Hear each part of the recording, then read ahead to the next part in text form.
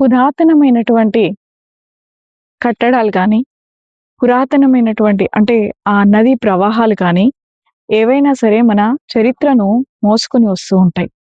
అలాంటి ఒక ప్రదేశాలకి మనం సందర్శనకెళ్ళినప్పుడు తప్పకుండా అంటే ఫర్ ఎగ్జాంపుల్ ఒక ఝాన్సీ లక్ష్మీబాయి కోటకెళ్ళామనుకోండి. అప్పుడు ఆ ఝాన్సీ లక్ష్మీబాయి ఎలాంటి ఒక భావోద్వేగాలను అనుభవించున్నారు? ఎలాంటి ఒక కరేజ్ ఉంది? అవి మనకి ఆ ఫీలింగ్స్ అనేవి టచ్ అవుతూ ఉంటాయి. ఇవి చాలా చాలా ప్లేసెస్‌లో వెళ్ళినప్పుడు అక్కడ ఆ రాజులు నిర్మించినటువంటి ఆహ్, దేవాలయాలనుకోండి, ఆ రాజుల యొక్క ఆ మనోస్థితి అక్కడ మనకి మనం ఎక్స్‌పీరియన్స్ చేయొచ్చు.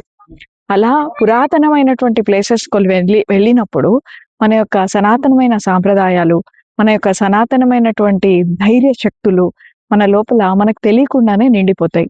అందుకే పర్యటన అనేది చాలా అవసరం.